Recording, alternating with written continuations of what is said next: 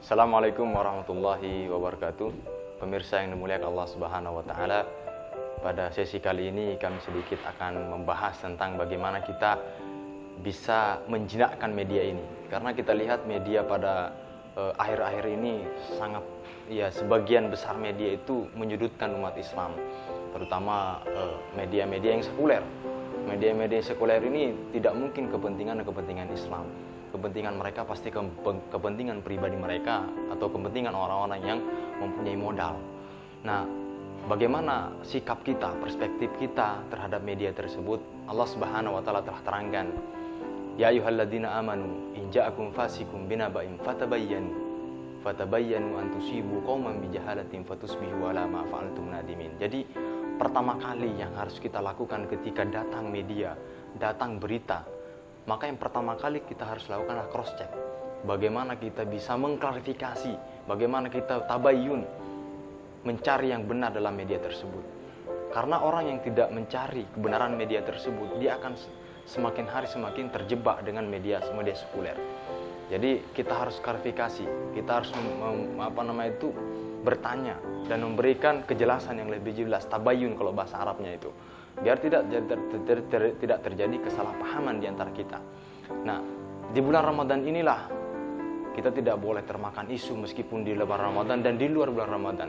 Karena walau bagaimanapun bulan Ramadan adalah bulan suci. Jangan kita kotori dengan perbuatan-perbuatan yang tidak mengenakkan seorang muslim. Contoh misalnya media-media belakangan ini mengisyaratkan kepada kita seolah-olah kita harus menghormati orang-orang yang tidak berpuasa. Padahal jumlah kita ataupun umat Islam di Indonesia ini mayoritas. Kenapa kita harus harus menghormati orang-orang yang tidak berpuasa? Kalau seperti itu macam berita, bagaimana langkah kita? Tadi harus klarifikasi, menerangkan kepada masyarakat. Kalau seperti ini cara berpikir masyarakat ataupun media ini memberikan informasi kepada kita, bagaimana misalnya ada seorang yang dia di jalan raya tidak menggunakan SIM misalnya, atau tidak menggunakan STNK ketika mengendarai motor misalnya. Ketika ditilang oleh polisi, apakah dia bisa mengatakan, Pak, Anda harus menghargai dong orang yang tidak mempunyai SIM, Anda harus menghargai dong orang yang tidak punya STNK? Apakah benar seperti itu?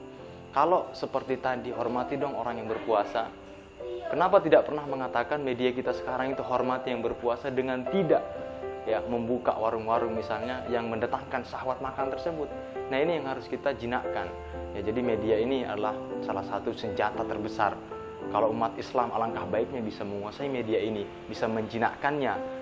Usahakan media ini ketika di tangan umat Islam menjadi kemaslahatan, bukan menjadi kemadaratan.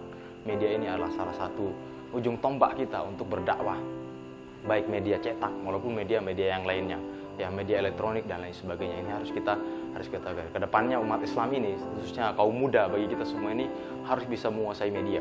Harus muncul jurnalis-jurnalis muslim yang bisa mengklarifikasi berita-berita yang datang dari media-media sekuler.